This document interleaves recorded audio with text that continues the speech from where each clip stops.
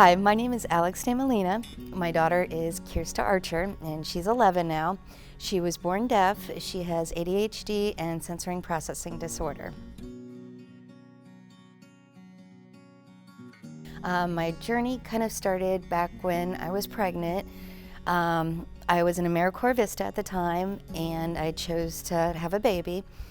And she came early, so she did a stay in the NICU, kind of call it our staycation. She was born at 35.5 weeks, and she had to learn how to suck, swallow, and breathe. So it was at the end of her staycation in the hospital when she got the newborn hearing screening. And it was at that point in time where we kind of identified that there's something might be up. She failed it, or referred is the more technical term to it, and we were told to talk to our pediatrician about it. So then that started the journey of, okay, what is this about? How do we do this?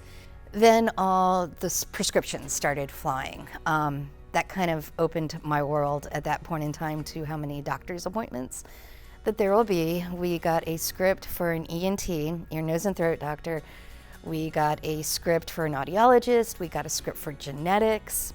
I made the decision that in order to fulfill my daughter's needs, I would need to put my profession on hold.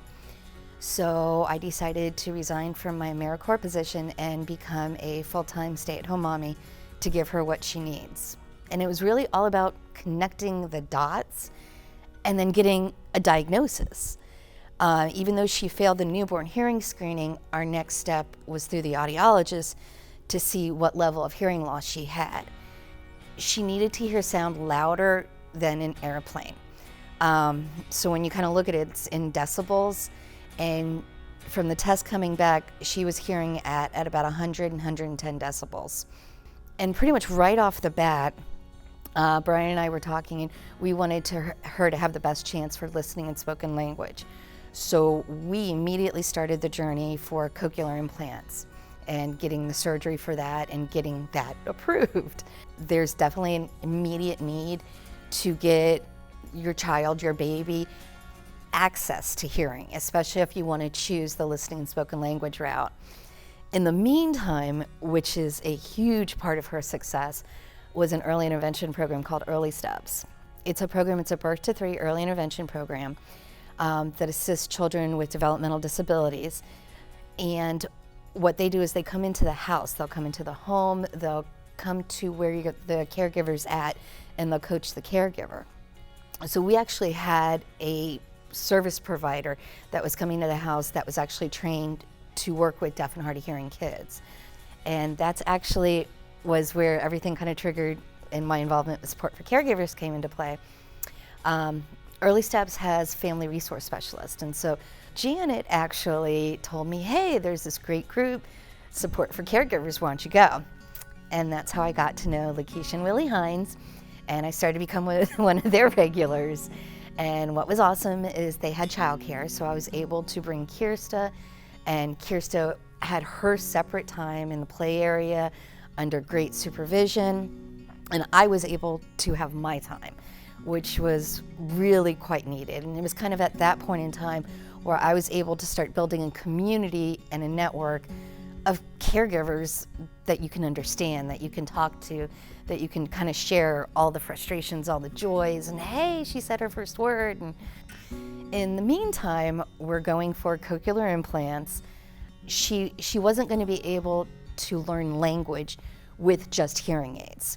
It was the level of hearing loss that was kind of dictating this. One of those vivid memories that I had of an ENT prior, she was getting checked out with the hearing aids on, and that ENT asked me, well, she can hear with them, right? And I jumped back with, yes, not enough for speech though. And then I decided to fire that provider. Something I've learned in this whole process, don't be afraid to fire your providers. Make your team, and with what is best for your family, and have them respect that. So at 16 months, she had her first cochlear implant surgery. There is a YouTube video of her getting activated. That's always fun. She took off though with the cochlear, just absolutely took off. She started babbling. She was behind in hearing age, But then she caught up. She really did. All the early intervention really, really caught her up. When she started school, that kind of freed up a little bit of my time. So then my whole advocacy became getting the second cochlear implant. At that point in time, Medicaid would only cover one cochlear implant. They did not feel 2 ears were medically necessary. The scientific community, though, were doing lots of research, and research was starting to get out there and starting to get published, that yes, 2 ears are medically necessary. One of the best examples I had is we're walking up to the school, and she stops, and we're facing the school, and she says, "I hear that." "What do you hear?" "Fire truck." And then she points to the school. Well, the fire truck was actually coming behind us on a different road back there. And that's called the head shadow effect. I started connecting with Disability Rights Florida. I connected with her audiologist, I connected with her speech therapist, I connected with her otolaryngologist, which was huge. He gave me his blessing to, yes, go get it, which was absolutely huge of him. Because if Medicaid wasn't gonna pay for it, that was his time that was on the line. But he really, really supported us. We really had a very strong village behind us to then go and push for this cochlear implant. And yeah, we got it. 3 years and 3 months, she actually had her second cochlear implant surgery that was funded from Medicaid. And in the meantime, some of the behaviors started to kind of kick in. And what we started kind of noticing back when she was wearing the hearing aids, Dollar General, I guess, had those like buzzing lights, and she would just start screaming. Psychiatrist was coming into play, psychologist was coming into play, trying to deal with all of that overstimulation that kind of happens when you're hearing everything. As we're doing this, we're hearing everything that's going on around here, and it's like almost twofold for her. Her brain has to decipher and put away all this noise. A lot of times she gets overstimulated. So even though we saw it when she was younger, at like 4 or 5 months with the hearing aids, trying to get the help for that has been quite a challenge. I started advocating through sponsorships, through financial aid programs, and I was able to get about 1.5 years through several different local programs and through a national program. In the meantime, me and Brian were kind of going south, and we split, so I found myself as a single mom of a special needs child. He was around, but yeah, as a single mom, you're just kind of handling it all. But this is all kind of comes around as part of our lovely, strong-knit community. My family resource specialist, Janet, was pretty much getting ready to step back from her job in Early Steps. My service coordinator, Lenora, who is now a supervisor, came to me and said, "Hey, would you be interested in this position?" And I said, yeah. And that actually started, I was there for 5.5 years, serving the families of Early Steps. It was one of the best things I could have ever done. I was out in the community, I was networking, I was building resources. I made so many good friends as an FRS. Just being part of this community was just so thankful. I'm really blessed that I had this job. So one of the things that I've learned through this whole process is to really look at the whole child, not just the diagnosis. It's not just the hearing, it's the whole child. It's how she is in her environment, all the different things that is just getting input at her all day. I'm really seeing it now when she's in middle school. She just comes home and she's just done. She's actually sleeping about 12 hours at night now, but just trying to understand where she's coming from.